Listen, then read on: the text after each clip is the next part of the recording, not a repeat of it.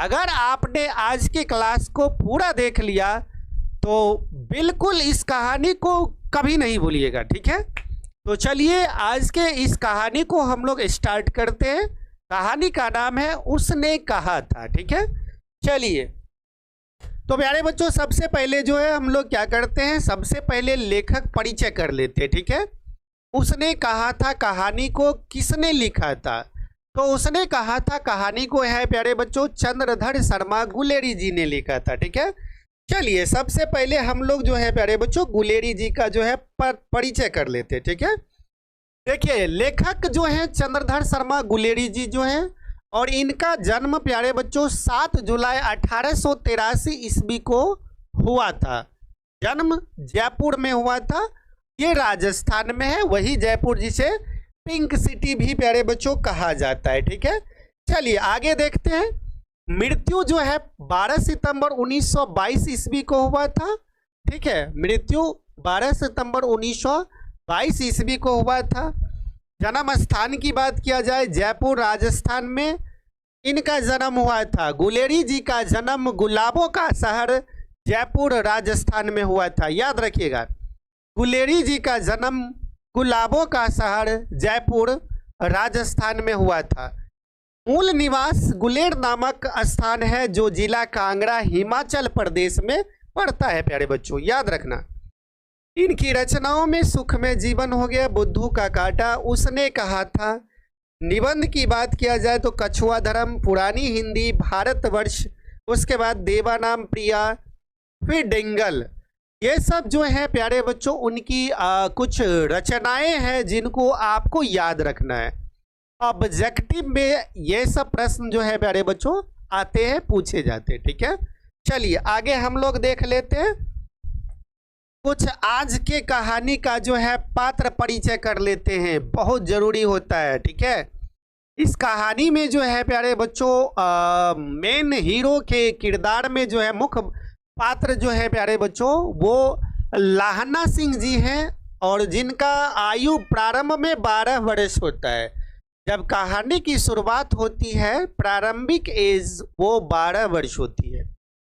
सूबेदारनी जो कहानी की नायिका है और सूबेदार की पत्नी बाद में होती है, इनका उम्र जो है प्यारे बच्चों इस कहानी में पहली बार जब लहना से मुलाकात होता है तब 8 वर्ष की होती है। हजारा सिंह सेना में सूबेदार है और बोधा सिंह सूबेदारनी और सूबेदार का जो है इकलौता बेटा है। प्यारे बच्चों 4 बच्चे हुए थे सूबेदारनी के, एक बच्चा और उसका नाम था बोधा सिंह। हजारा सिंह सेना का जवान होता है। पलटन साहब जो होते हैं वो जर्मन जासूस होते हैं, ठीक है। ये कहानी प्यारे बच्चों 1915 के लिखे हुए हैं, और वो जो है प्रथम विश्व युद्ध का काल होता है, उसी समय ये कहानी लिखे गए थे। बहुत ही बेहतरीन कहानी है। चलो आज जो है इस कहानी को लाइन बाय लाइन पढ़ते। आपके बुक को हमने उठा करके लिख दिया है, ठीक है। ट्रू कॉपी जो है आपका बुक है, एकदम मजा आने वाला है। कुछ भी कोई भी जो क्वेश्चन है, प्रश्न जो है नहीं छूटेंगे, बढ़िया से अगर आप देख लीजिएगा, ठीक है। चलिए देखते हैं। बड़े बड़े शहरों के इक्के गाड़ी वालों की जबान की कोड़ों से जिनकी पीठ छिल गई है और कान पक गए हैं, उनसे हमारी प्रार्थना है कि अमृतसर के बम्बू काट वाले की बोली का मरहम लगावे। कहने का मतलब इस कहानी की जो शुरुआत है प्यारे बच्चों वो अमृतसर के बाजार से होते, और ये बाजार जो है प्यारे बच्चों बहुत भीड़ भाड़ वाला बाजार है, ठीक है। और इसी भीड़ भाड़ में जो है घोड़ा गाड़ी एक घुस आता है, टमटम जिसको हम लोग कहते हैं, कहीं कहीं टांगे बोला जाता है। जब बड़े बड़े शहरों की चौड़ी सड़कों पर घोड़े की पीठ चाबुक से धुनते हुए इक्के वाले कभी घोड़े की नानी से अपना निकट संबंध स्थिर करते हैं, कभी राह चलते पैदलों की आंखों के ना होने पर तरस खाते हैं, कभी उनके पैरों की उंगलियों के पोरों को चीत कर अपने ही को सताया हुआ बताते हैं, और संसार भर की ग्लानि, निराशा और क्षोभ के अवतार बने नाक की सीध चले जाते हैं। बात की एक बात यहाँ आपको समझ लेना है कि अमृतसर के बाजार में बहुत ज़्यादा भीड़ भाड़ होता है, और उसमें एक तांगे वाला घुस आता है और घोड़े के पीठ पर खूब चाबुक मारता है, जिससे घोड़े जो होती है, घोड़े की नानी याद आ जाती है, तो घोड़ा बिमछिया करके उड़ जाता है, मतलब आँख नाक के सीध में दौड़ पड़ता है। तो भीड़ को क्या करता है प्यारे बच्चों, तीतर बितर कर देता है। तीतर बितर करता है तो बहुत लोगों को धक्का लग जाता है, तरह तरह की गालियां देती है, बूढ़ी औरतें जो होती है, बूढ़े लोग जो होते, उपाधि देते, अंधरा दिखता नहीं है। तांगे वाला भी कहता आपको दिखता नहीं है, गाड़ी आ रही है पीछे से, साइड हो जाना चाहिए। तो दोनों में द्वंद्व जो है इस तरह से चलती है प्यारे बच्चों, ठीक है। चलो आगे देखते हैं। अब अमृतसर में उनकी बिरादरी वाली तंग चक्कर दार गलियों में हर एक लड्ढी वाले के लिए ठहर कर शब्द का समुद्र उमड़ाकर, बचो खालसा जी, हटो भाई जी, ठहरना भाई, आने दो लाला जी, हटो बादशाह, कहते हुए सफ़ेद फेटो खच्चरों और बत्तखों और गन्ने और खोमचे और भारे वालों की जंगल में से राह खेते। क्या मजाल की जी और साहब बिना सुने किसी को हटना पड़े। या बात नहीं कि उनकी जीभ चलती नहीं, पर मीठी छुरी की तरह महीन मार करती हुई यदि कोई बुढ़िया बार बार चेतावनी देने पर भी लीक से नहीं हटती, तो उनकी वचनवाणी की ये समझ लीजिए। होता क्या है प्यारे बच्चों, जब तांगे वाले जो होते हैं वो हट जा चाचा, हट जा दादा, हट जा बुढ़िया, तरह तरह के बातों से जो है वो लोगों को हटाते, बावजूद कुछ लोग जो है वो नहीं हट पाते। क्योंकि आपको पता है एक उम्र के बाद जो होते, यानी बुढ़ापा में जो होता है क्या प्यारे बच्चों, थोड़ा जो होता है ना, कान जो होता है वो कम सुनाई देता है, तो कभी कभी लोगों को धक्का लग जाता है। तो एक छिट्टा जो होता है, मतलब तरह तरह की बातों जो होता है ना, सुनना पड़ता है यहाँ पर, ठीक है। यहाँ पर बहुत ज़्यादा सुनना पड़ता है। किसको सुनना पड़ता है, तो दोनों को सुनना पड़ता है, यानी तांगे वाले को भी सुनना पड़ता है प्यारे बच्चों, और किसको सुनना पड़ता है यहाँ पर, उस बूढ़ी दादी को भी सुनना पड़ता है, और बूढ़ी दादी के द्वारा भी जो है उनको सुनना पड़ता है, ठीक है प्यारे बच्चों। यहाँ पर ये चीज़ ध्यान में रखिएगा कि जब भी गाड़ी जाती है, भीड़ भाड़ का इलाका होता है, तो बड़ा जो होता है माहौल उस टाइप का हो जाता है कि लगता है अब जो है लड़ाई झगड़ा हो जाएगा। इसी बीच में जो है कहानी की शुरुआत होती है। थोड़ा और आगे है, नमूने हट जा जीने जोगिए, हट जा कमर वलिए, हट जा पुत्ता प्यारिए, बस जा लंबी वालिए। समिष्टि में इनके अर्थ, कहने का मतलब है, तांगे वाला कहता है अरे तुमको मरने के लिए मेरा ही तांगा पड़ा है, तुम्हारा सारा उम्र अभी बचा हुआ है, क्यों मेरे तांगे के नीचे आकर के मरना चाहता है, क्यों मेरे घोड़े के पैर के नीचे तू रौंदाना चाहता है। हट जा अभी तुम्हारा बहुत उम्र बाकी है ना, तू भाग्यों वाली है, पुत्रों की प्यारी है, लंबी उम्र तेरे सामने है, तू क्यों मेरे पहिए के नीचे आना चाहती है, बच जा। ये तांगे वाले जो होता है वो सुनाता है किनको, भीड़ भाड़ में लोगों को सुनाता है, क्यों मेरे पहिए के नीचे आना चाहता है, अभी तुम्हारा बहुत उम्र बाकी है, तू अभी नहीं मरेगा। ऐसे बम्बू काट वालों के बीच में होकर एक लड़का एक लड़की चौक की दुकान पर आ मिले। अब प्यारे बच्चों इस कहानी की शुरुआत होती है। इसी बीच में जो है एक लड़का एक लड़की, लड़का जो होता है वो कौन होता है, वो सूबेदार होता है, यानी सॉरी वो लाहना सिंह होता है, और 12 बरस का लड़का है, और लड़की जो है वो सूबेदारनी होती है। वो मिलती है किसी दुकान पर, उसके बालों और उसके ढीले सुथुन्ने से जान पड़ता था कि दोनों सिख है। वह अपने मामा के केस धोने के लिए दही लेने आया था, और ये एक रसोई के लिए बढ़िया।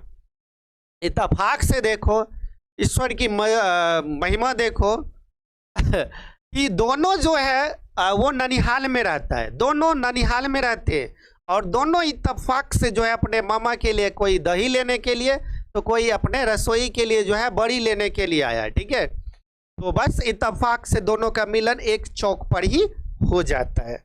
अब चलिए, दुकानदार एक परदेसी से गूंथ रहा था जो शेर भर गीले पापड़ों की गड्डी को गिने बिना हटता ना था।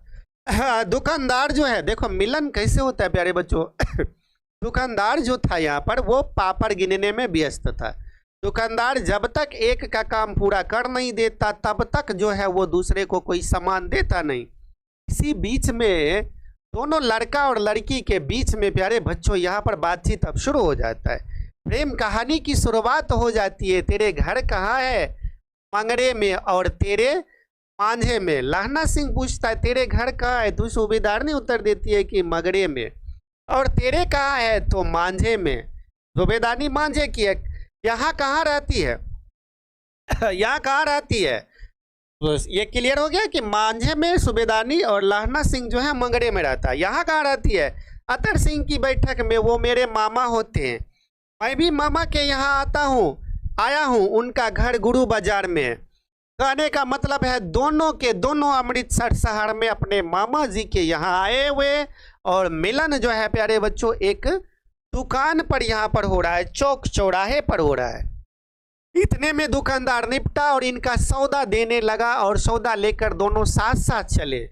दुकानदार ने अपना काम पूरा कर लिया तो सौदा देने की बारी इनकी आई, तब जो जाकर के जो इनको सौदा मिला और दोनों साथ साथ चले। कुछ दूर जाकर के लड़के ने मुस्कुरा करके कहा, किससे? लड़की से। तेरी कुड़माई हो गई है, तेरी कुड़माई हो गई है। इस पर लड़की कुछ आंखें चढ़ाकर धत कह करके वो चल गई। लड़का ने जब लड़की से पूछा प्यारे बच्चों कि तेरी कुड़माई हो गई है, लड़की ने धत कह करके लड़का को छोड़ चली गई। कहकर दौड़ गई और लड़का मुंह देखता रह गया। दूसरे तीसरे दिन सब्जी वाले के यहाँ, दूध वाले के यहाँ अकस्मात दोनों मिल जाते। महीना भर यही हुआ। कभी कभी नहीं प्यारे बच्चों, अकस्मात अक्सर दोनों जब बाजार आते तो मिल जाते। अब ईश्वर की समझो कृपा या इत्तेफाक समझ लो, संजोग समझ लीजिए, जो भी मानना है मान लीजिए कि दोनों जब बाजार आते तो दोनों का मिलन चौक पर हो ही जाता। कभी दही वाले के यहाँ, कभी सब्जी वाले के यहाँ, कभी दूध वाले के यहाँ, किसी न किसी बहाने जो प्यारे बच्चों है यहाँ पर महीनों भर जो है मिलन दोनों लड़का और लड़की का होता रहा। आगे देखते हैं। 2-3 बार लड़के ने फिर पूछा तेरी कुड़माई हो गई है, और उत्तर में वही धत मिला। एक दिन जब लड़के ने वैसे ही हंसी में चिढ़ाने के लिए लड़की से पूछ बैठा, एक दिन की बात है, 1 महीना जब वो बातें हो गई तब जाकर के फिर से लड़का ने उस लड़की से पूछा कि बताना तेरी कुड़माई हो गई है, बताना। इस बार लड़का को अन्य बार से जो है विपरीत जवाब मिला। हाँ, सूझता नहीं है, देखते नहीं है, कल ही हुई है। ये रेशम से गढ़ा सालू दिखाई नहीं देता है। अब लो, ऐसी बात जब लड़का ने सुना, अब क्या कहा जाए, उनके पैरों के नीचे के तले के जमीन जो होता है प्यारे बच्चों गायब हो गया। ऐसा लगा लड़का का सारा दुनिया ही लुट गया, लड़का बर्बाद हो गया। क्यों? देखो, संभावना के विरुद्ध बोली, हाँ हो गई। कब? देखते नहीं, या रेशम से गढ़ा हुआ सालू, लड़की भाग गई। यानी इतना को बात बोली कि देखती नहीं, रेशम से गढ़ा हुआ सालू बोल करके भाग गई। क्या बीतता होगा उस लड़के पर, जरा सोचो उस लड़के पर क्या बीतता होगा, जिसको एक लड़की ने महीनों तक उनके दिलों में जो है प्यार की राग छेड़ते रही, उनके दिलों में प्यार की संभावनाएं उमेरती रही। स्नेह प्रेम की भावना से जो था यहाँ पर लड़का बिल्कुल ओतप्रोत हो गया था। उन्हें लगा कि उनका कहीं ना कहीं विवाह शादी जो है वो सूबेदारनी यानी उस लड़की से हो ही जाएगा। बेइंतहा मोहब्बत था उस लड़के को उस लड़की से, लेकिन मिला क्या प्यारे बच्चों बदले में? तो लड़का जो है, अब जब लड़का ये बात जब लड़का को पता चला, ये सुना लड़की भाग गई, अब खुद भाग गई, घर चली गई, लड़का भी घर की ओर चल पड़ा। चला तो मोरी में क्या किया, मोरी में नाली जिसको बोला जाता है प्यारे बच्चों, नाले में धकेल दिया, नाले में एक लड़का को धकेल दिया। छाबड़ी वाले के दिन भर की कमाई को मतलब खाई में फेंक दिया। जो भी रास्ते में मिलता सबको धक्का उक्का मारते हुए गुस्से से प्यारे बच्चों वो जो लड़का था एकदम समझ लो पागल सा हो गया था। इसलिए उस लड़की के लिए जो उसका नहीं हो सका, एक कुत्ते पर पत्थर मारा और एक दिन गोभी वाले के ठेले में दूध उड़ेल दिया। उसी दिन जो है एक गोभी वाले सामने नहाकर आती हुई, कहने का मतलब है गोभी वाला का गोभी उड़ेल दिया। एक नाले में जो है एक लड़का को धकेल दिया। एक लड़की सामने से पूजा करने के लिए आ रही थी, उस लड़का ने उस लड़की को धक्का मार दिया। लड़की बोलती अनहरा कहीं का, सोचता नहीं है तुमको, दिखाई नहीं देता है। तरह तरह की गालियां सुनते हुए वो लड़का घर पहुंचा। ये होती है मोहब्बत। अब देखो तो ये जो है प्यारे बच्चों पहला दृश्य में इतना ही था। अब लड़का जो है 25 वर्ष का हो जाता है। लड़का जो है अब कितना वर्ष का हो जाता है? 25 वर्ष का। अब जो है वो युद्ध लड़ने के लिए जाता है, युद्ध लड़ता है। कौन प्यारे बच्चों? लाहना सिंह। लाहना सिंह वो अब जो है 1915 ईस्वी में जो युद्ध होता है प्यारे बच्चों, वो उसमें वो भाग लेता है इंडिया की ओर से इंग्लैंड देश में, ठीक है। और सिख रेजिमेंट में वो भाग लेता है। सिख रेजिमेंट का जो है प्यारे बच्चों उनका राइफल नंबर जो था, सिख रेजिमेंट का वो राइफल नंबर क्या था इनका? 74 था, ठीक है। कहने का मतलब है लड़का जो है प्यारे बच्चों वो अब सेना में आ गया है। प्यार मोहब्बत गया भार में, अब उन्हें प्यार मोहब्बत का कुछ भी नहीं। हाँ, दिलों में आज भी वो जिंदा है। आज भी सूबेदारनी की यादों को दिलों में जो है एकदम सजोए हैं। और लाहना सिंह आज भी शादी नहीं किया है। क्यों? उन्हें इस संसार में एक ही लड़की से मोहब्बत हुआ था। वो थी कौन? तो वो 8 वर्ष की लड़की सूबेदारनी। 13 वर्ष और बीत गए प्यारे बच्चों, 25 साल का हो गया, एक सच्चा देशभक्त बन गया। कौन? लाहना सिंह। अब वो भारतीय फौज में आ गया। अब चलिए देखिए लड़ाई का ये दृश्य प्यारे बच्चों। राम राम, या भी कोई लड़ाई है। दिन रात खंदकों में बैठे हड्डियां अकड़ गई है। लुधियाना से 10 गुना जाड़ा और बर्फ ऊपर से पेड़लियों तक कीचड़ में धसे हुए हैं। कहने का मतलब है प्यारे बच्चों कि जहां पर लड़ाई लड़ रहा था वहां पर युद्ध इतना भयंकर था कि खंदक में छुप करके रहना पड़ा था, जिसको हम लोग बंकर कहते हैं। सेना लोग बना करके रहते हैं। जब भीषण बमबारी होती है तो छुपने के लिए बेहतरीन जगह होता है। कौन? तो जमीन के नीचे होता है। वहीं पर पड़ा था कि मौका मिलेगा, जब मेरी बारी आएगी, जर्मन सैनिक और करीब आएंगे तब जाकर के धावा बोलेंगे। जमीन कहीं दिखती नहीं। घंटे 2 घंटे में कान के पर्दे फाड़ने वाले धमाके के साथ खंदक हिल जाती और 100 गज धरती उछल पड़ती। और इस देवी गोले से बचे तो कोई लड़े।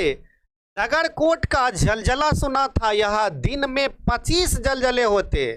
जो कहीं खंदक से बाहर साफा या कोनी निकल गई तो चटक से गोली लगती। ना मालूम बेईमान मिट्टी में लेटे हुए या घास की पत्तियों में छिपे हुए रहते हैं। कहने का मतलब है यहाँ जर्मन सिपाहियों के लिए बात हो रही है कि न जाने कहाँ छिपा रहता है और छिप कर वार करता है। इतना वार करता है कि बाहर निकलना मुश्किल है।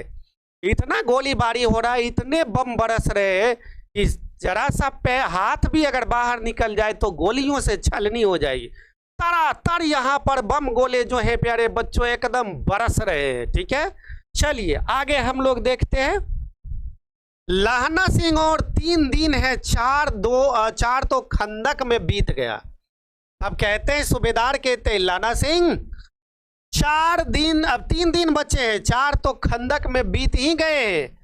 परसों रिलीफ आ जाएगी और फिर 7 दिन की छुट्टी अपने हाथों झटका करेंगे और पेट भर खाकर सोए रहेंगे उसी फिरंगी मेम के बाग में। मखमल का सा हरा घास है। कहने का मतलब है यहाँ पर जितने भी सैनिक हैं वो अपने आप में जो है सब में मिल करके हंसी ठिठोली कर रहे हैं, हंसी मजाक कर रहे हैं कि जब हमको छुट्टी मिलेगी तो हम फिर जाएंगे वैसी फिरंगी मेम के बगीचे में। जो उनके बगीचे में जो भी खाने वाले होंगे सब तोड़ तोड़ करके हम खाएंगे ना। और फल और दूध की वर्षा कर देती है। लाख कहते हैं कि दाम नहीं लेती, कहती है तुम राजा हो, मेरी मुल्क को बचाने आए हो। फिरंगी मेम इतनी अच्छी थी कि फिरंगी मेम बिल्कुल भी दाम नहीं लेती थी, किसी भी चीज़ का दाम नहीं लेती थी। फिरंगी मेम सैनिकों से कहती थी, अरे तुम मेरे मुल्क को बचाने के लिए आए हो, तुम राजा हो और हम तुमसे कैसे पैसा ले सकते हैं। 4 दिन तक एक पलक नींद नहीं आई। बिना फेरे घोड़ा बिगड़ता है और बिना लड़े सिपाही। तो लैना सिंह यह कहता है कि बिना लड़े सिपाही जो है वो बिगड़ जाता है, अब बिना फेरे जो है घोड़ा जो है अपनी जो है वो घोड़ा भी बिगड़ जाता है। ठीक है, मुझे तो संगीन चढ़ाकर मार्च का हुक्म मिल जाए, फिर 7 जर्मनों को अकेला मार ना दूंगा, तो मुझे दरबार साहब की देरी पर मत्था टेकना नसीब ना हो।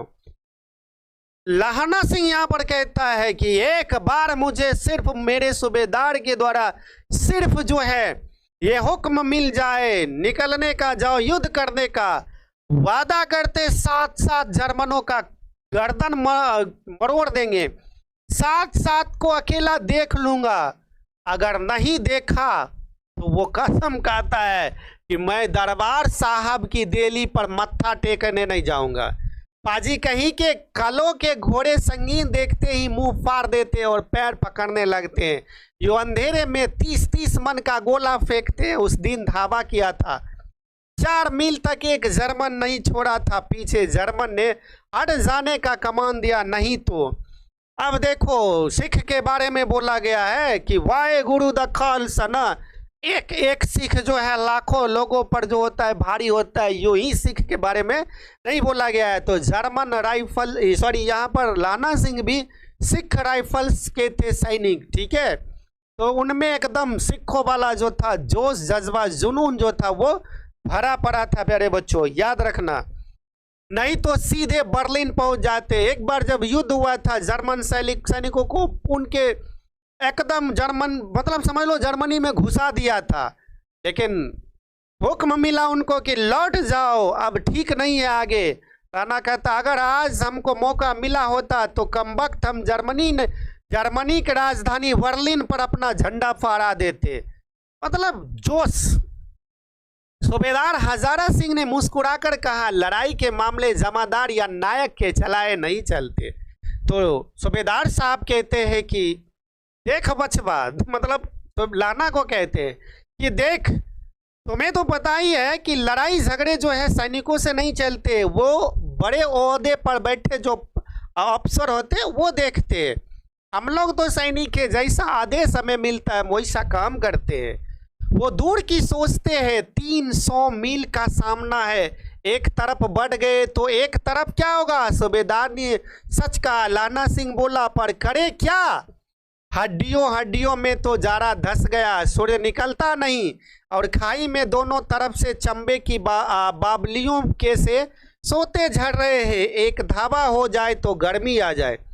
तब यहाँ पर लैना सिंह कहते कि अब करे तो करे क्या, एक तो जारा और ऊपर से ये अफसरों की जो बातें हैं वो तो सुननी ही पड़ेगी, लेकिन इसी बीच में एक बार धावा हो जाए तो शरीर में कुछ गर्मी भी आ जाए। चलिए उद्यमी उठ, सिगड़ी में कोले डाल, वजीरा तुम 4 जने बाल्टियां लेकर खाने का पानी बाहर फेंको। महासिंह शाम हो गई है, खाई के दरवाजे का पहरा बदल दे। बारी बारी से खंदक में पानी घुस गया था क्योंकि बर्फबारी बहुत ज़्यादा हो रहा था ना, तो पानी निकालने का जिम्मा जो था बहुत सारे सैनिकों को दिया गया था। पहरा देना भी एक सैनिकों को था, वजीरा सिंह को। तो ये कहते हुए सूबेदार सारी खंदक में चक्कर लगाने लगे।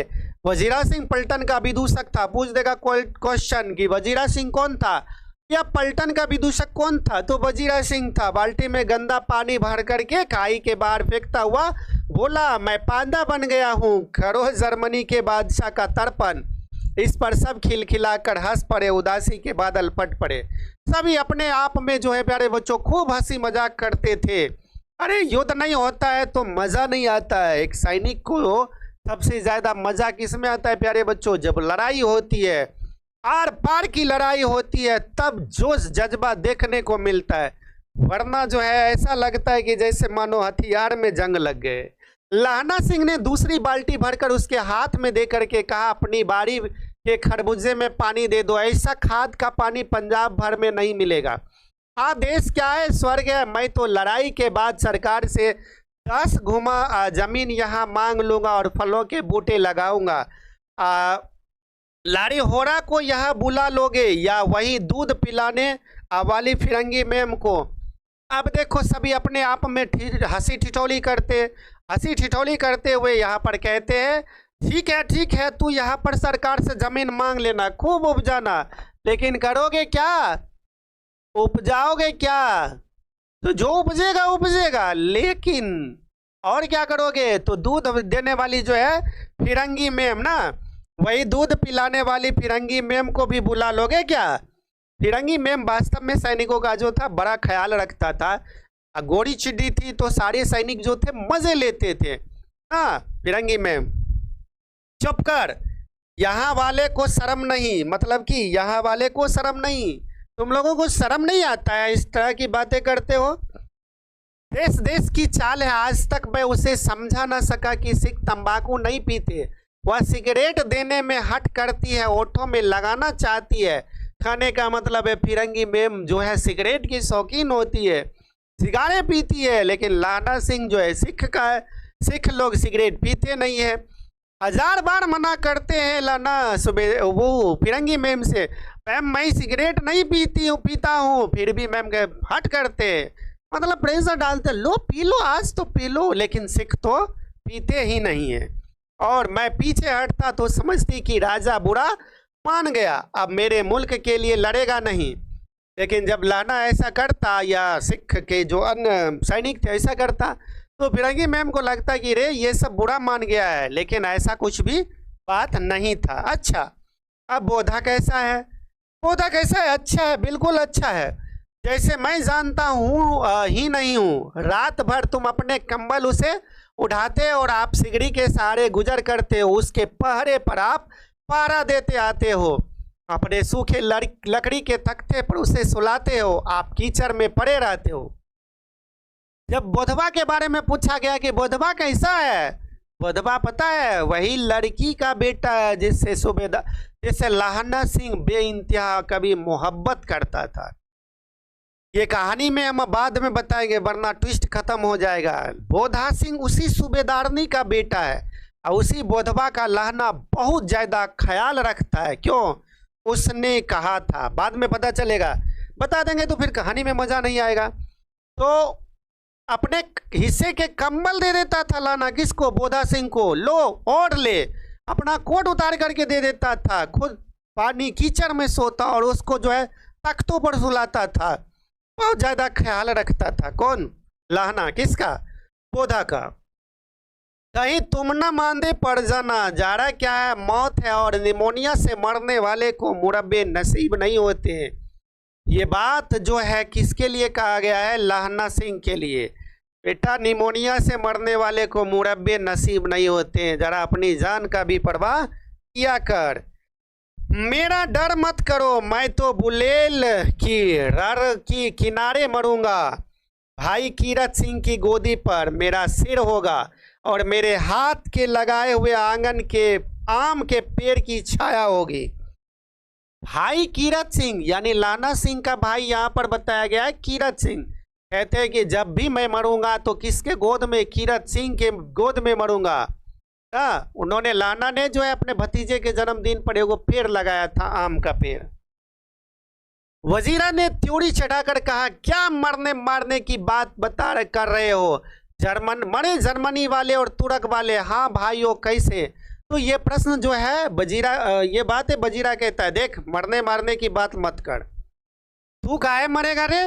मरेगा वो जर्मन वाले, मरेगा कौन? वो तुर्की वाले, तुम्हें कुछ नहीं होगा। क्यों मरेगा तू रे?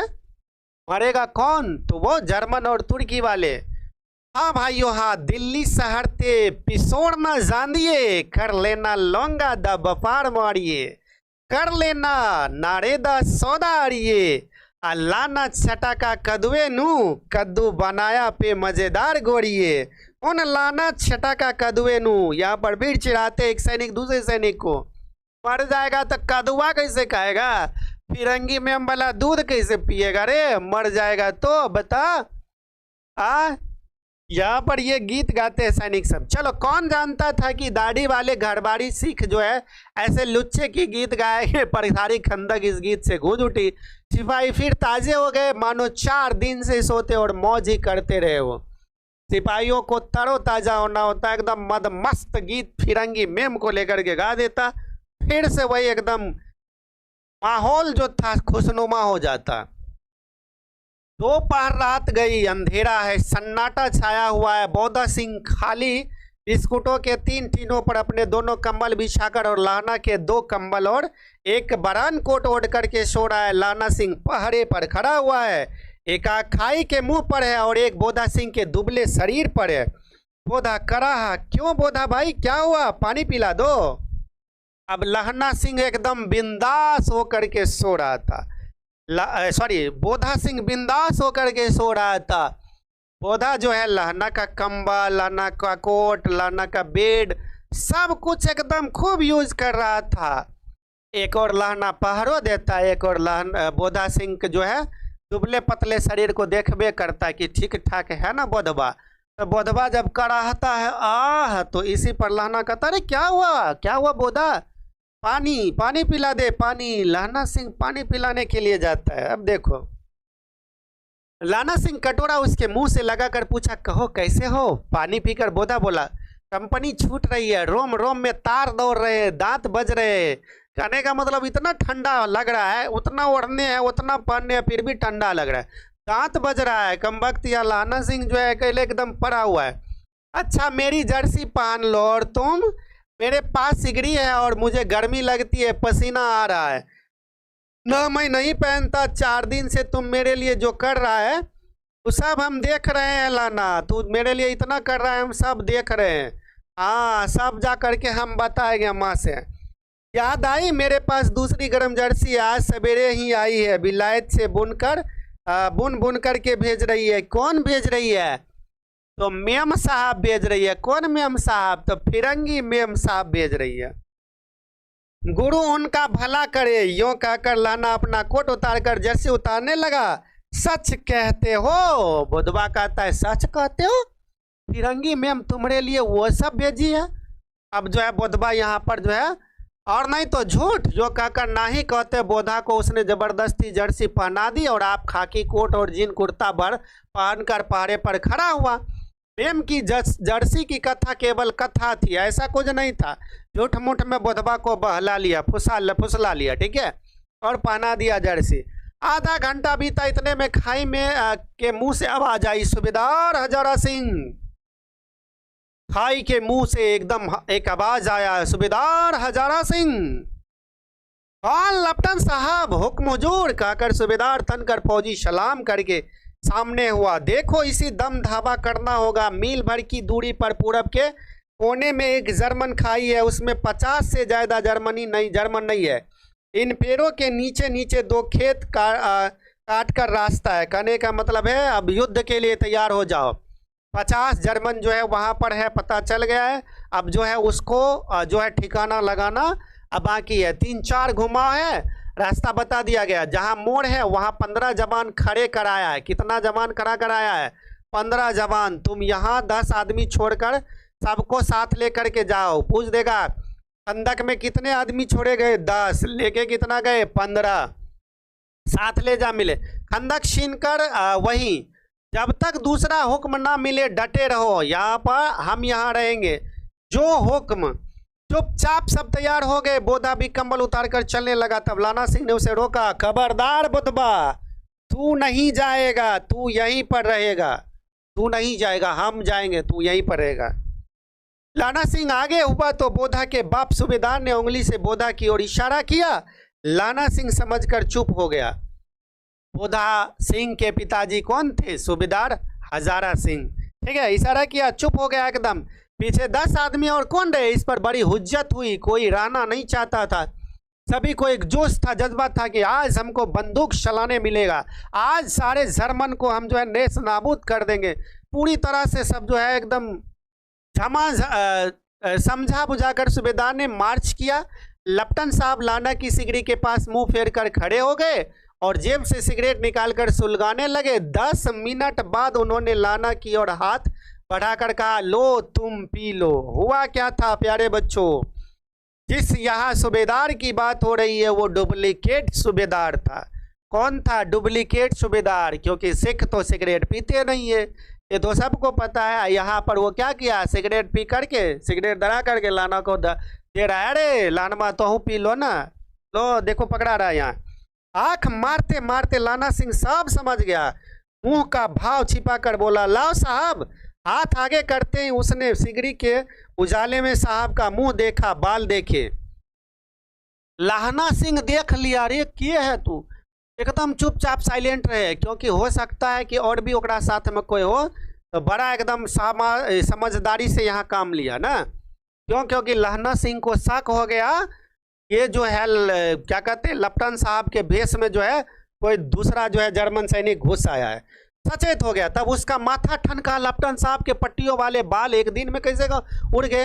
अरे लपटन साहब को तो लंबे लंबे बाल थे, इसका तो बाल ही नहीं है, कहाँ बाल उड़ गए? शक हुआ, उड़ गए। और उनकी जगह कैदियों से कटे बाल कहाँ से आ गए? शायद साहब शराब पिए हुए और उन्हें बाल कटवाने का मौका मिल गया है। लाना सिंह ने जांचना चाहा। लपटन साहब 5 बरस से उसकी रेजिमेंट में थे, 5 बरस से रेजिमेंट में थे, सारा कुछ जानता था, एक दूसरे के जो बातें थे सब कुछ जानता था। क्यों साहब, हम लोग हिंदुस्तान कब जाएंगे? लाना सिंह ने झूठ में बोला, जो साहब हम लोग हिंदुस्तान कब जाएंगे? लड़ाई खत्म होने पर वो आदमी, वो जो झूठ मूठ के जो लपटन साहब थे, जर्मन वाला जो था, डुप्लीकेट जो लपटन था, वो बोला, हाँ लड़ाई खत्म होते ही हम लोग चल जाएंगे। क्यों, क्या यह देश पसंद नहीं? नहीं साहब, शिकार के हुए मजे यहाँ कहाँ? याद है परसाल नकली लड़ाई के पीछे हम आप जगधारी जिले में शिकार करने गए थे। हाँ हाँ, लाना सिंह कहता है, आपको याद है लपटन साहब, हम लोग जब इंडिया में थे तो शिकार खेलने के लिए गए थे, आपको याद होना चाहिए। हाँ हाँ हमको याद है, सब कुछ याद है। वहीं जब आप खोते पर सवार थे और वहाँ आपका खान सामा अब्दुल्ला रास्ते के एक मंदिर में जल चढ़ाने को रह गया था। हाँ हाँ सही कहता है तू, सही कहता है, सही कहता है, बेशक बेशक बेशक। पाजी, कहीं का सामने से वह नीलगाय निकली कि ऐसी बड़ी मैंने कभी नहीं देखी थी, और आपकी एक गोली कंधे में लगी और पुट्ठे में निकली। ऐसे अफसर के साथ शिकार खेलने में मजा है। क्यों साहब? जितना बात जो है लहना बोलता जाता, वो जो है एकदम हाँ हाँ हाँ करता। शिमले से तैयार होकर उस नीलगाय का सिर आ गया था। आपने कहा था कि रेजिमेंट की मेंस में लगाएंगे। जो बात लहना बोलता जा रहा था, वो सिर हिलाते जा रहा था, ऐसा कि सब बात सच्चे है। हाँ, पर मैंने वह विलायत भेज दिया, ऐसे बड़े सिंग वाले 2-2 फुट के तो होंगे। हाँ, लाना सिंह 2 फुट 4 इंच के थे। क्या बोलते? हाँ हाँ 2 फुट 4 इंच के थे। तुमने सिगरेट नहीं पिया? पीता हूँ साहब। तब वो बोलता है, वो कौन? लपटन साहब, अरे तुमने सिगरेट नहीं पिया? लाना बोलता, हाँ हाँ पीता हूँ साहब, पीता हूँ, दिया सलाई ले आता हूँ, कहकर लाना सिंह खंदक में घुसा। लाना सिंह को बहाना चाहिए, जाते जाते माचिस लाते हैं, माचिस लेकर के आते हैं, फिर सिगरेट पियेंगे। अब उसे संदेह नहीं रहा था कि उसने झटपट से निश्चय कर लिया कि क्या करना चाहिए। अंधेरे में किसी सोने वाले को वह टकराया। कौन? वजीरा सिंह। लाना घुसा, कहा खंदक में घुसा ही, एक पैर रखा कि टकरा गया। कौन कौन है रे? वजीरा सिंह। चलो उठ उठ उठ। हाँ क्यों लाना, क्या कयामत आ गई है? जरा आंख तो लगने देती। क्या होता है? होश में आओ, लाना कहता है, होश में आओ वजीरा, होश में आओ, होश में आओ। क्यों? जर्मन लपटन घुस आया है, अब तो होश में आओ। कयामत आई और लपटन साहब की वर्दी पहन कर आई है। हाँ, क्या क्या लपटन साहब की वर्दी पहन कर के आई है? कौन आया है? अरे वो जर्मन आया है। उठ उठ। पलटन साहब तो मारे गए हैं या कैद हो गए, उनकी वर्दी पहन कर या कोई जर्मन आया है। सूबेदार ने इसका मुंह नहीं देखा, मैंने देखा और बातें की है। सोहरा साफ उर्दू बोलता है, पर किताबी उर्दू पर मुझे पीने को सिगरेट दिया है। वो कहता है, अरे तुमको पता है, हम पकड़ लिए, वो उर्दू बोलता है, जबकि हमारे लपटन साहब उर्दू नहीं बोलते, किताबी उर्दू बोलता है। इसका मतलब तुर्की से आया। ये तुर्की वाला है, जो ये तुर्की वाला है हमारे खंदक में घुसा है। सूबेदार इन पर गौर नहीं किए। देखो ये जो है डुप्लीकेट है, लगता है कि लेफ्टिनेंट साहब मारे गए हैं, उनका वर्दी पहन करके जो है ये घुस आया है, अब मारे गए। धोखा है। सूबेदार अहोरा कीचड़ में चक्कर काटते होंगे और यहाँ खाई पर धावा होगा। उठो, एक काम करो, पलटन के पैरों के निशान देखते देखते दौड़ जाओ और बहुत दूर गए नहीं गए होंगे। अब क्या करते हैं, वजीरा सिंह को क्या होता है, वो जो होते हैं लाना सिंह जो होता है, प्यारे बच्चों, वजीरा सिंह को पीछे के दरवाजे से, पीछे के खंदक से भेज देते हैं, जाओ देख लेना जहाँ से जर्मन लपटन आया है वह उसी पैर का निशान करते करते जो है तुम दौड़ जाओ और जल्दी से उनको खबर दो कि पलटन जो आपके जो क्या कहते हैं खंदक है उसमें जो है एक डुप्लीकेट लपटन जो है घुस आया है, खबर दे दो जाओ, और यहाँ का जो है हम संभालते हैं, हम पर भरोसा करो। लाना एकदम जोश में आ गया। सूबेदार से को एकदम लौट आए, खंदक की बात झूठ है, चले जाओ, खंदक के पीछे से निकल जाओ, पत्ता तक ना खड़के, देर मत करो, हुकुम तो यह है, यही ऐसी तैसी हुकुम की। आप कहता है, वजीरा कहता है हुकुम की ऐसी तैसी, हुकुम की ऐसी तैसी, ऐसी तैसी हुकुम की, मेरा हुकुम जमादार लाना सिंह। वो कहता है हुकुम तो हमको सूबेदार देता है, तो लाना कहता है हुकुम की ऐसी तैसी, हम जो कहे तुमको मानना पड़ेगा, सिचुएशन आउट ऑफ कंट्रोल है, हम लाना है और जमादार के पद पर हैं, तुम हमारा बात मानबे करेगा, मानना पड़ेगा तुमको, जाओ कह दिए तो जाओ जाओ। इस वक्त यहाँ बस से बड़ा सबसे बड़ा अफसर है कौन, तो लाना, उसका हुक्म है, मैं लेफ्टिनेंट साहब की खबर लेता हूँ यहाँ पर, यहाँ तो तुम 8 ही हो। वजीरा कहता है कि तुम तो 8 ही हो, क्या कर लोगे उनका, 8 नहीं 10 लाख, एक एक अकाल या सिख 1.25 लाख के बराबर होते। लाहना कहता अरे मूर्ख, एक है, एक एक सिख जो है 1.25 लाख पर भारी है, हम 8 नहीं 8 लाख हैं, तुम जाओ जो तुमको हम बोले करो, चले जाओ यहाँ से, जल्दी जाओ। लौट कर खाई के मुहाने पर लाना सिंह दीवार से चिपक गया। उसने देखा कि लेफ्टिनेंट साहब ने जेब से बेल के बराबर 3 गोले निकाले, तीनों को जगह जगह खंदक की दीवारों में गुजेर दिया और तीनों में एक तार सा बांध दिया, तारों के आगे सूत की एक गुत्थी लगा दी और जिसे सिगड़ी के पास रखा। कहने का मतलब है वो जो लेफ्टिनेंट साहब थे, वो जो डुप्लीकेट लेफ्टिनेंट साहब थे, वो गोला नहीं, वो बेल नहीं, बम निकाला था और बम को क्या कर रहा था, चारों ओर फिट कर रहा था। लाना सिंह दीवार से चिपक कर ये सब चीज देख रहा था। बाहर की तरफ जाकर एक दिया सलाई जलाकर गुत्थी पर रखते, इतने में बिजली, जैसे ही वो माचिस जला करके उसमें लगाता बम में, बम धमाका होता, ऐसे में लाना सिंह फटाक से किसी फिल्मी हीरो की भांति बंदूक के एक कुंधा जो है ना इसी गर्दने पर जाकर के मारा। इसको तो उसी पलटन के विदूषा सॉरी वो जो लेफ्टिनेंट को मारा, कौन, तो तुर्की वाला, जर्मन वाला जो घुस आया था, जो डुप्लीकेट था, एक ही बंदूक के कुंदे में उसका काम तमाम कर दिया। उठाकर लाना सिंह ने साहब की कोहनी पर तनाक से दे मारा, धमाके के साथ साहब के हाथ से दिया सलाई गिर पड़ी। लाना सिंह ने एक कुंदा साहब की गर्दन पर मारा और साहब आंख में गटक जो है 15 कहते हुए जो है चित होकर गिर गए। लाना सिंह ने 3 गोले बीनकर खंदक के बाहर फेंक दिया और साहब को घसीट कर सिगड़ी के पास में लिटा दिया। लफ्ज भी नहीं बोला करते थे। कहने का मतलब है इतना जोर से मारा ना लाना सिंह की साहब की मुंह से बोलती तक नहीं निकली उस दुश्मन लेफ्टिनेंट के। इस प्रकार जो है लाना सिंह क्या किया, बम को जो बम फीट किया था दूर बम फेंक दिया नचा करके, अब पैर घसीटते हुए जो है उस जो जर्मन लेफ्टिनेंट को ले गया अपने वहां खंदक के पास में।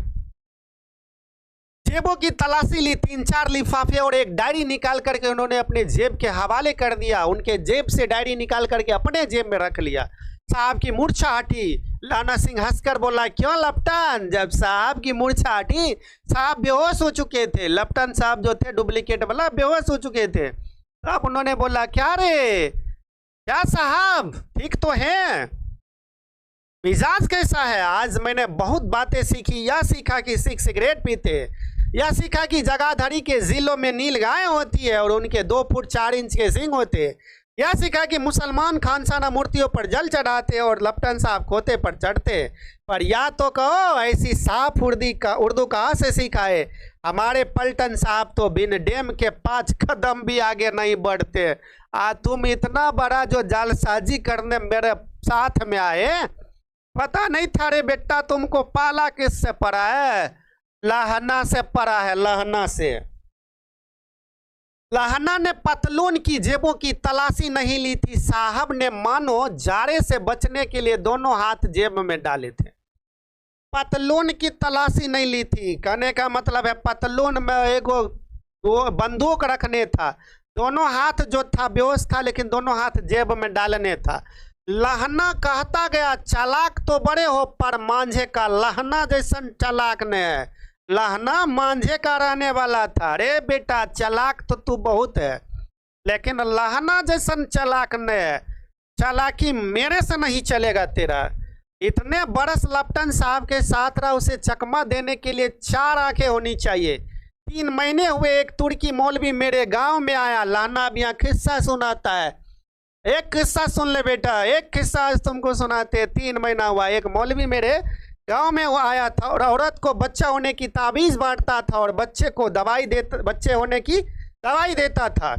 चौधरी के बड़ के नीचे मंजा बिछा करके हुक्का पीता रहता और कहता कि जर्मनी वाले बड़े पंडित होते हैं, वेद पढ़कर उसने विमान चलाना जो है वो सीख लिया है, समझ गए, और गौ नहीं मारते। कहने का मतलब एक लाना के गांव में एक तुर्की मुसलमान आया था और वो औरतों को बच्चा होने की ताबीज़ देता था, समझ गए, और बोलता था कि हमारे जर्मन वाले बड़ा पंडित होते हैं, वेद पढ़ पढ़ करके जो है ना एकदम विमान चलाना सीख गए। गाय हत्यार वो जो है वो नहीं करता है।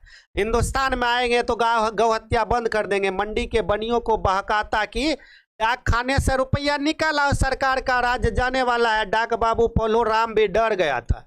मैंने मुल्ला जी की दाढ़ी मुड़वा दी। लाना क्या करते हैं, उस मुल्ला का दाढ़ी मुछ मुड़वा देते हैं, पूरे गांव में घुमा देते हैं। गांव से बाहर निकलवा कर कहा था कि अगर मेरे गांव में दोबारा पैर रखा मुल्ला, उस तुर्की के बारे में बोला जा रहा है, तुर्की से जो वो मुल्ला आए थे उनके बारे में बोला जा रहा है।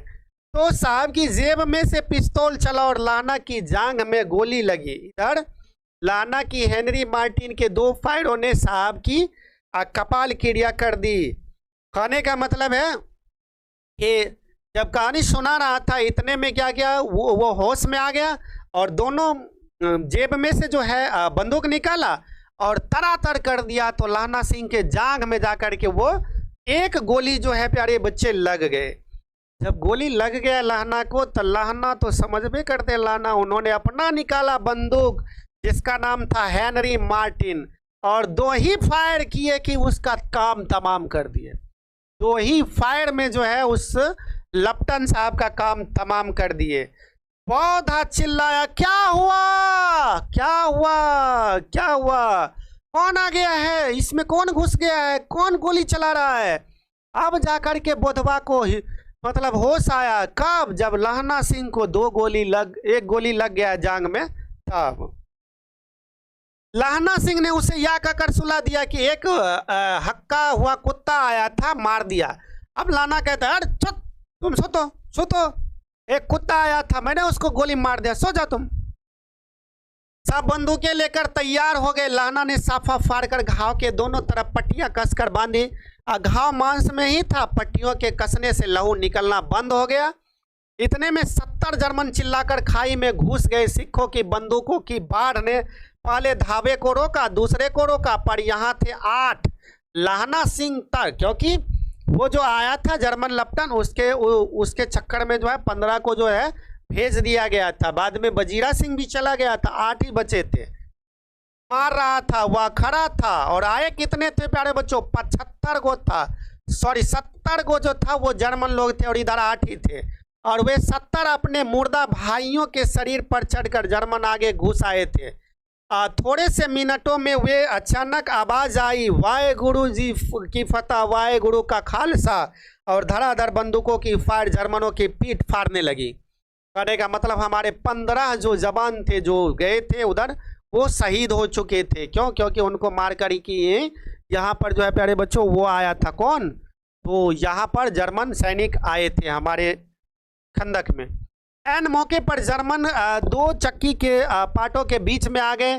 पीछे से सूबेदार कुछ बचे हुए थे तो उनको लेकर के, क्योंकि वजीरा गया था सूबेदार के पास, सूबेदार के साथ में जो है उधर से भी आ रहा था और इधर से भी था, बीच में जर्मन सैनिक पिसा गया। हजीरा ने जवान आग बरसाते थे और सामने लाना सिंह की साथियों के संगीन चल रहे थे। पास आने पर जो है, कहने का मतलब पीछे वालों ने भी संगीन पिरोना शुरू कर दिया। एक किलकारी आई, अकाल सिक्का दी फौज आई, वाहे गुरु जी की फतह, वाहे गुरु दा खालसा, सत श्री अकाल। लड़ाई हो गई एकदम, पूरा एकदम घमासान लड़ाई हो गई, दोनों ओर से लड़ाई हो गई। बीच में जर्मन फंस गए थे पूरी तरह। 63 जर्मन या तो खेत हो गए या करा रहे थे। 63, 70 में 63, 7 ही बचा था। सिखों के 15 के प्राण गए। सूबेदार के दाहिने कंधों में गोली लगी, आर पार निकल गई। लाहना सिंह की पसली में एक गोली लगी, उसने घाव को खंदक की गोली गीली मिट्टी से पूर लिया और बाकी का साफा कसकर कमरकंद की जो है, कहने का मतलब है सोबत की। एक बात आपको समझा देते हैं कि इस लड़ाई में जो है लाहना सिंह को एक गोली छाती में लग गया, एक गोली जो है पसली में लग गया। प्यारे बच्चों, लाहना सिंह को एक गोली पहले जांग में लगा, एक गोली अब पसली में लग गया। लाहना पूरी तरह से घायल था। उस मिट्टी को, अपनी मातृभूमि की मिट्टी को, जहाँ वो लड़ने गया था, उस मिट्टी को उठा करके जो है वो अपने पसलियों में रगड़ लेता है। किसी प्रकार से वो छिपाना चाहता था, वो नहीं बताना चाहता कि हम इतना घायल हो गए हैं।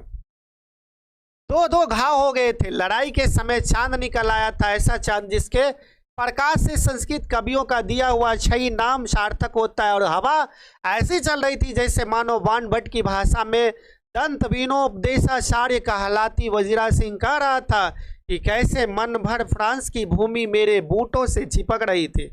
जब मैं दौड़ा सूबेदार के पीछे गया, सूबेदार लाना सिंह से सारा हाल सुन और कागजात पा करके वे उसकी तुरंत बुद्धि को सराह रहे थे। वजीरा सिंह जो था दौड़ा कहाँ गया, सूबेदार हजारा सिंह के पास गया बुलाने के लिए। और वजीरा सिंह जो था वो लाहना के इस वीरता को सराह रहा था और कह रहे थे कि तू ना होता तो आज सब मारे जाते। इस लड़ाई की आवाज़ 3 मील दाहिनी और एक खाई वालों ने सुन ली थी। उन्होंने पीछे टेलीफोन कर दिया था। लड़ाई इतना भयंकर हो गया था कि उन्होंने टेलीफोन कर दिया था अपने महकमे में कि वहाँ जो लड़ाई शुरू हो गई है, इसलिए जो है एम्बुलेंस वगैरह जो है, जो भी ज़रूरत की सामान होती है उसको भेजा जाए। वहाँ से झटपट 2 डॉक्टर आए, 2 बीमार गाड़ी को ढोने के लिए चला। जो कोई 1.5 घंटे के अंदर में पहुँच गया। फील्ड अस्पताल नज़दीक था, सुबह होते होते पहुँच जाएंगे, इसलिए मामूली पट्टी बांधकर एक गाड़ी में घायल लिटाए गए, दूसरी में लाश से। हम लोग तो भाई पता ही है, दरिया दिली इंसान तो है ही। तो प्यारे बच्चों, एम्बुलेंस को जो है यहाँ पर लाया गया, जहाँ पर घायल लोग थे, जितने भी घायल थे एक में किया गया, जितने भी मुर्दा लाश थे उनको एक में लादा गया था। सूबेदार ने लाना सिंह की जांग में पट्टी बांधनी चाहिए, पर उसने यह कहकर टाल दिया कि थोड़ा घाव है, सवेरे देखा जाएगा। बोधा सिंह ज्वर में बड़बड़ा रहा था। बोधवा को इधर बुखार लगा था, लहरमा को दूधू को गोली लगा था। सूबेदार कह रहे थे कि ए लाना, किसी प्रकार पट्टी बांध ले बेटा। वह गाड़ी में लिटाया गया। लाहना को पीछे छोड़कर सूबेदार जाते नहीं थे। या देख, लाना ने कहा, तुम्हें बोधा की कसम है। सूबेदार थे, वेड था। वो कहता है, लाना को कहता है कि लाना तू भी चल मेरे साथ, तू भी घायल है, घायलों के अस्पताल में तुम्हें भर्ती होना है। लाना कहते हैं, नहीं सरदार, हम नहीं जाएंगे, हम नहीं जाएंगे, आप बोधा को लेकर के जाइए, हम अभी नहीं जाएंगे, हम बिल्कुल ठीक है। लेकिन लाना यहाँ पूरी तरह से घायल था।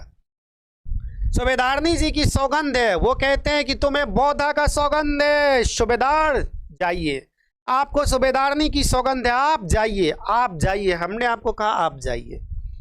जो इस गाड़ी में ना चले जाओ और तुम, सूबेदार कहते और तुम मेरे लिए वहां पहुंचकर गाड़ी भेज देना, और जर्मन मुर्दों के लिए भी तो गाड़ियां आती होगी, मेरा हाल बुरा नहीं है, देखते नहीं मैं खड़ा हूं, वजीरा मेरे पास ही है। अच्छा, वजीरा तेरे पास ही है, पर अच्छा, पर बोधा गाड़ी पर लेट गया बोला, आप भी चढ़ जाओ। सुनिए तो, सूबेदारनी होड़ा को चिट्ठी लिखो तो मेरा मत्था टेकना, लिख देना, और जब घर जाओ तो कह देना मुझसे उसने जो कहा था मैंने कर दिया। गाड़ियां चल पड़ी। तो यहाँ पर है प्यारे बच्चों, सुनो, बहुत ही मार्मिक बातें हैं।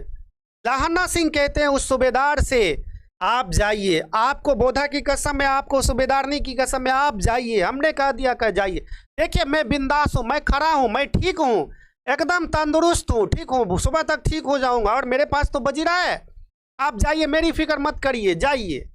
हाँ, लेकिन जाते जाते आपको एक बात कहना चाहते हैं, आप जाइए और उनको सूबेदारनी को बोलिएगा, सूबेदारनी को बोलिएगा कि उसने जो कहा था वो मैंने कर दिया, उसने जो कहा था वो मैंने कर दिया। बाबू प्यार सिर्फ पाना ही नहीं है, प्यार एक समर्पण है, जो यहाँ पर लहना ने दिखाया है। बेइंतहा मोहब्बत था सूबेदारनी से। आज उसी सूबेदारनी ने जो बातें कही थी, लहना ने अपना प्राण दे करके पूरा किया। ये होती है सच्ची मोहब्बत, ठीक है। आजकल के युग में कहाँ देखने को मिलता है। चलिए और आगे देखते ये दृश्य आया कहाँ से। तो देखो सूबेदार ने चढ़ते चढ़ते लहना का हाथ पकड़कर कहा, तेने मेरे और बोधा का प्राण बचाए है, लिखना कैसा, लिखना कैसा, तूने भाई मेरा और मेरा बेटा का प्राण बचाया है, तू मेरे लिए किसी भगवान से कम नहीं है। साथ ही घर चलेंगे, अपनी सूबेदारनी को तू कह देना उसने क्या कहा था, अब आप गाड़ी पर चढ़ जाओ, मैंने जो कहा वह लिख देना और खा भी देना। गाड़ी के जाते लाना लेट हो गया, वजीरा पानी पिला दे और मेरा कमरबंद खोल तर हो गया है। कहने का मतलब जैसे ही गाड़ी उधर बढ़ा, इधर जो था लाना सिंह जमीन पर चित्त होकर के गिर गया और वजीरा को कहता है, वजीरा पानी पिला, पानी पिला वजीरा और मेरे कमरबंद को खोल दे वजीरा, मैं तर हो गया, मैं पूरा उनसे लथपथ हो गया। वजीरा अब मेरा जो है मुझे पानी पिला दे, तू इतना कर मुझे पानी पिला दे।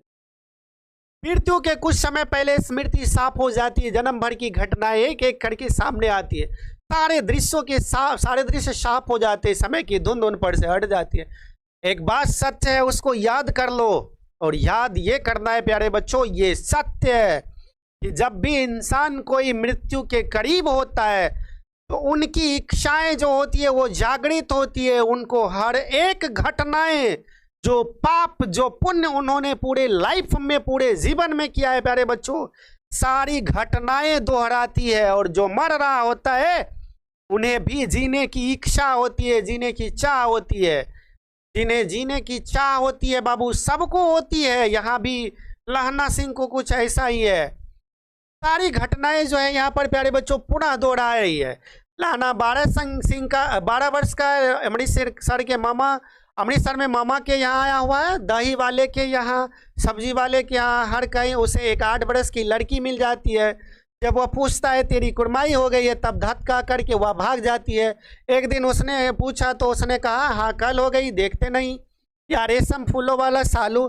सुनते ही लाना को बहुत दुख हुआ, क्रोध हुआ, क्यों हुआ, वजीरा पानी पिला दे। उनको सारी घटनाएं याद आ रही थी, शुरू से लेकर के, बचपन से लेकर के आज तक की घटनाएं जो है प्यारे बच्चों लाना को याद आ रहा है। यहाँ पर 25 वर्ष हो गए, अब लाना सिंह ना 77 राइफल में जमादार हो गया है। उस 8 वर्ष की कन्या का ध्यान ही ना रहा, ना मालूम हुआ कभी मिली भी थी, वो कब मिली कब बिछड़ी वो लाना को याद नहीं हुआ। लाना आज 25 साल का हो गया, वो भारतीय फौज में एक सच्चा देशभक्त है। एक सच्चा देशभक्त क्या होता है वो लहना से सीखो। बिल्कुल भी लड़की याद नहीं रही, और वो तो लड़की फिर उनके जीवन में आई भी तो इत्तफाक से आई प्यारे बच्चों। 7 दिन की छुट्टी लेकर जमीन के मुकदमे की पैरवी करने वो अपने घर गया। वहाँ रेजिमेंट के अफसर की चिट्ठी मिली, फौज लाम पर आती है, फौरन चले जाओ। साथ में सूबेदार हजारा सिंह की चिट्ठी मिली कि और बोधा भी लाम पर जाते हैं। हुआ क्या था, बीच में देखो एक घटना घटित होता है। घटना घटित ये होता है कि ये बातें लाना को याद आता है कि छुट्टी जब हमको मिला था तो साथ में छुट्टी मिला था लहना सिंह और बोधा सिंह को भी। लाना को मिला जमीन के मैटर को सुलझाने के लिए, और बोधा सिंह और हजारा सिंह को भी मिला घर आने के लिए। लौटते हुए हमारे घर होते हुए जाना। जब उन्होंने सूबेदार हजारा सिंह बोधा सिंह ने कहा कि आओगे तो तुम मेरे घर होते हुए जाना, क्योंकि इसी रास्ते में तुम्हारा घर भी पड़ता है। सूबेदार का गांव रास्ते में पड़ता है और सूबेदार उसे बहुत चाहता है। लाना सिंह सूबेदार के यहाँ पहुंचा। जब चलने लगे तब सूबेदार बेढ़े में से निकल कर आया और बोला, लाना सूबेदारनी तुमको जानती है, बुलाती है, जा मिला। अब देखो वही बात, ये बात याद आ रहा है, बीच में एक घटना थी जो अब बात हो रहा है, वो ये था कि जब छुट्टी हुआ, छुट्टी में गांव गए थे, तब जाकर के दोनों का मिलना सूबेदार लाना सिंह और बोदा सिंह जो है हजारा सिंह के घर पर ही आकर मतलब मिलते हैं। तो इतने में सूबेदारनी जो है खिड़की के ओट से जो है लाना को देखते, अरे ये तो वही लड़का है जिनसे हम बचपन में बेइंतहा मोहब्बत करते हैं। सूबेदार से उन्होंने कहा कि हम तो इसको पहचानते, ये लाना सिंह है। तो लाना सिंह से सूबेदार बोलते, अरे तुमको सूबेदारनी पहचानती है, जा सूबेदारनी से मिला। लाना सिंह का मत्था टेका, मतलब उनको सोच चिंता आया, हम तो कभी सूबेदारनी से मिलबे नहीं किए हैं, हम तो आपके पत्नी से कभी नहीं मिले हैं, क्योंकि उनको क्या पता कि सूबेदारनी वही है जिनसे हम बचपन में कभी बेइंतहा मोहब्बत क्या करते थे। लेकिन ये तो वो लड़की है जो आज सूबेदार की पत्नी है। लाना सिंह भीतर पहुंचा, सूबेदारनी मुझे जानती है, कब से? रेजिमेंट के क्वार्टर में तो कभी सूबेदार के घर के लोग आते नहीं, दरवाजे पर जाकर मत्था टेकना का आशीष सुनी। लाना सिंह चुप, मुझे पहचाना? लाना सिंह कहते हैं कि तुमने मुझे सूबेदारनी कहती है कि तुमने मुझे पहचाना। लाना सिंह कहते हैं यहाँ पर, नहीं, तेरी कुड़माई हो गई है, धत कल हो गई, देखते नहीं रेशमी बूटों वाला सालू अमृतसर में। ये बात जब लहना के कान तक पहुंचा कि तेरी कुड़माई हो गई है धत और कल देखते नहीं ये रेशम से गढ़ा हुआ सालू, लहना का मत्था टेका। और बाबू वो कहते हैं ना, पहली बार जो की गई मोहब्बत होती है वो आजीवन जो होते हैं कोई भूल नहीं पाता है, ये बात सत्य है, नहीं भूल पाते। हर कोई अपने दिलो दिमाग में उसे याद रखते हैं। लेकिन लाना सिंह का भी कुछ ऐसा ही हुआ। वो दृश्य, वो पल, वो क्षण आज भी लाना के जहन में था। वो लाना भूला नहीं था। भाव की टकराहट से मूर्छाट खुली, करबट बदली पसली का घाव, बह निकला वजीरा पानी पिला। ये सब बातें आज लाना मृत्यु के कगार पर है और उनके अंतः मन में, मन मस्तिष्क में ये उमड़ रहा है और बार बार लाना कह रहा है, वजीरा पानी पिला, वजीरा पानी पिला दे। स्वप्न चल रहा है, सूबेदारनी कह रही है, मैंने तेरे को आते ही पहचान लिया, एक काम कहती हूँ, मेरे तो भाग फूट गए, सरकार ने बहादुरी का खिताब दिया है, लॉयलपुर में जमीन दी है, आज नमक हलाली का मौका आया है, पर सरकार ने हम तीमियों की या घंगरिया पलटन क्यों ना बना दी, जो मैं सूबेदारनी के साथ चली जाती। एक बेटा है, कहने का मतलब है एक इनाम में ज़मीन इनको मिला था लॉयलपुर में, लॉयलपुर आज पाकिस्तान में, वहाँ पर उनको ज़मीन मिला है, किनको? सूबेदारनी को। तो सूबेदारनी किससे एक बातें कहना चाहती है, तो लाना सिंह से कुछ कहना चाहती है। फौज में भर्ती हुए उसे 1 बरस हुआ है, उसके पीछे 4 हुए। वे कहते हैं, लाना यहाँ सूबेदारनी कहती है कि मेरा एक ही बेटा है, उसे फौज में भर्ती हुए 1 साल हुए, 4 बेटा और हुआ, 4 बेटा और हुआ, लेकिन कोई नहीं बचा, कोई नहीं जिया। सूबेदारनी रोने लगी, अब दोनों जाते हैं मेरे भाग। तुम्हें याद है एक दिन तांगे वाले का घोड़ा दही वाले की दुकान के पास बिगड़ गया था, तो तुमने मुझे बचाया था, तुम्हें याद है लाना? उस दिन को याद कर लाना, जिस दिन तुमने बचपन में मेरी जान बचाया था, उस दिन को याद कर लाना। अमृतसर के बाजार में घोड़े गाड़ी के नीचे आने से तुमने मुझे बचाया था, अपनी जान का परवाह किए बगैर तुमने मुझे बचाया, तुमने उस दिन मेरे प्राण बचाए। आप घोड़े की लातों में चले आए थे, आप चोट खा गए थे, लेकिन मुझे कुछ नहीं होने दिया और मुझे उठाकर दुकान के तख्ते पर खड़ा कर दिया था। ऐसे ही इन दोनों को बचाना या मेरी भिक्षा है, तुम्हारे आगे आंचल पसारती हूँ। सूबेदारनी कहती है, बैठ जाती है, लहना मैं तुम्हारे आगे आंचल पसारती हूँ, आंचल पसारती हूँ लहना। जिस प्रकार तुमने बचपन में मेरी रखवाली की थी, घोड़े गाड़ी के नीचे आने से तुमने मेरी जान बचा ली थी, खुद घोड़े गाड़ी के नीचे पड़ गया लेकिन मुझे कुछ नहीं होने दिया। लाना मेरा 4 बेटा मारा गया, एक ही बेटा बचा है, तो मेरे बेटे और पति की रखवाली करना बेटा। लाना, बेटा नहीं लाना, लाना को सूबेदारनी से तो प्यार था, बेटा कैसे हो सकता है? तो मेरे बेटे और मेरे पति का जो है रक्षा करना, मैं तुमसे भीख मांगता हूँ। आंचल पसारती है वह वो लड़की जिससे लहना बेइंतहा कभी मोहब्बत करता था। आज वो लड़की भीख मांग रही है लहना से, मेरे बेटे और मेरे पति का युद्ध में किसी प्रकार से रक्षा करना। मैं हमेशा तुम्हारा ऋणी रहूंगा। प्यार तो प्यार होता है, मोहब्बत तो मोहब्बत होती है। लहना को बस इसी मौके का तो इंतजार था। क्या हुआ, तुम्हें इस जीवन में पा नहीं सका, लेकिन तुम्हारे लिए तो इस जान को इस जीवन में कुर्बान तो कर सका। रोती रोती सूबेदारनी ओबड़ी में चली गई, लहना भी आंसू पोंछता हुए बाहर आया। प्यार तो दोनों के दिलों में उमड़ आया था प्यारे बच्चों। सूबेदारनी वो थी जिनसे लहना को बेइंतहा मोहब्बत था। लहना सूबेदारनी से प्यार करता था, उनकी आंखों में आंसू छलक आए थे। खुद को रोक नहीं सका लहना, वो भी आंसुओं के समुंदर में बह गए, वो भी रो पड़े। इसलिए वो लड़की इत्तेफाक से संजोग से आज फिर मेरे सामने है।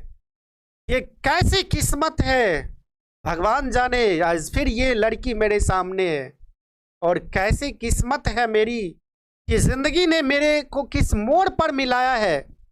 लहना रो पड़ा, खूब आंसू उन्होंने बहाया। रोती रोती सूबेदारनी अंदर चली गई। वजीरा पानी पिला। सारा दृश्य जो है प्यारे बच्चों यहाँ पर एकदम उभर रहा था। घायल क्या कहते लहना के लहना का सिर अपनी गोद में लिटाए वजीरा सिंह बैठा रहा। जब मांगता तब पानी पिला देता। आधे घंटे तक लहना चुप रहा। फिर बोला, कौन? कीरत सिंह। लहना को ख्याल आया वजीरा के गोद में पड़ा है लहना सिंह। लहना सिंह अब मृत्यु के काफी करीब है, अब नहीं बचने वाला है। ख्याल आ रहा है, कौन? भाई कीरत सिंह, भाई कीरत सिंह। वजीरा ने कुछ समझ करके कहा, हाँ हाँ हाँ वजीरा, लेकिन बोला हाँ हाँ भाई कीरत सिंह, हम कीरत सिंह हैं। भैया मुझे और ऊंचा कर ले, अपने पट्टे पर मेरा सिर रख ले। वजीरा ने वैसे ही किया, क्योंकि लहना ने बोला था कि हम मरेंगे अपने भाई के गोद में मरेंगे। वो दृश्य, वो सीन, वो आज याद आया लहना को। आज याद आया कि भाई मेरे गर्दन को, मेरे सर को जो है थोड़ा ऊपर कर ले, मुझे आराम मिलेगा। वजीरा कहता है यहाँ पर, ठीक है ठीक है ठीक ठीक है, कर लेते कर लेते कर लेते हैं। लेकिन लहना को लग रहा था हम कीरत सिंह के गोद में। हाँ अब ठीक है, पानी पिला दे बस। अब के हार में यह आम खूब फलेगा, चाचा भतीजा दोनों यह आम बैठ करके खाएंगे। जितना बड़ा तेरा भतीजा उतना ही बड़ा आम होगा। लहना सिंह जो है एक आम रोपा था ना, पता है, वजीरा सिंह के बेटे के कीरत सिंह के बेटे के जन्मदिन पर, यानी भतीजा के जन्मदिन पर। लहना को याद आता है कि जब बेटा मेरा बड़ा हो, भतीजा मेरा बड़ा होगा तो आम का पौधा भी बड़ा होगा। खूब हम लोग जो है बैठ करके यहाँ पर आम खाएंगे। इस महीने उसका जन्म हुआ था, उसी महीने में मैंने इसे लगाया था। वजीरा सिंह के आंसू टप टप टपक रहे थे। कुछ दिन पीछे लोगों ने अखबार में पढ़ा, वजीरा सिंह यहाँ रो रहा था। क्यों? क्योंकि बच्चा लहना सिंह जो है अब वो वजीरा के गोद में जीवित नहीं रहा। लहना सिंह जो है मृत्यु के, मौत के गाल में समा गया। लहना सिंह जो है अपने आप को सूबेदारनी के लिए कुर्बान कर दिया। वजीरा फूट फूट करके जो है अपने आंसुओं को रोक नहीं रहा है। मतलब एक सच्चे देशभक्त, एक सच्चा प्रेमी, एक सच्चा दोस्त वजीरा ने प्यारे बच्चों यहाँ पर खो दिया। ठीक है, फ्रांस और बेल्जियम 68वीं सूची मैदान में घावों से मरा 77 सिर्क राइफल जमादार लहना सिंह। कुछ दिनों बाद जो है प्यारे बच्चों लोगों ने अखबार में पढ़ा कि लहना सिंह जो है अब इस दुनिया में नहीं रहा। लहना सिंह जो है वो मतलब वीर गति को प्राप्त हुआ। लहना सिंह अब मर गया, वो नहीं बचा, मर गया वो। लहना सिंह अब जो है वो नहीं मरा। वजीरा सिंह फूट फूट करके रोता रहा। ठीक है, इस प्रकार से प्यारे बच्चों जो है ये कहानी जो है बड़ा भावुक कर देने वाला कहानी था। ये कहानी जो है यहीं पर समाप्त हो जाती है। ठीक है, तो कैसा लगा आज का क्लास आप लोग जरूर कमेंट में लिखिएगा। बहुत मेहनत लगती है प्यारे बच्चों इतने बड़े कहानी को बड़े ही मज़ेदार ढंग से आपको प्रस्तुत करने में। अगर आपने पूरा वीडियो देखा होगा सचमुच में आप रो दीजिएगा इस कहानी को सुन करके। इतनी शानदार प्रेम कहानी थी। सब कुछ इस कहानी में है प्यारे बच्चों। जरूर आपने नहीं देखा है तो पूरा वीडियो जरूर देख लीजिएगा, ठीक है। चलिए, तो कैसा लगा कहानी? हमारे आंखों में तो आंसू आ गया। आप भी उतना निर्दयी नहीं होंगे।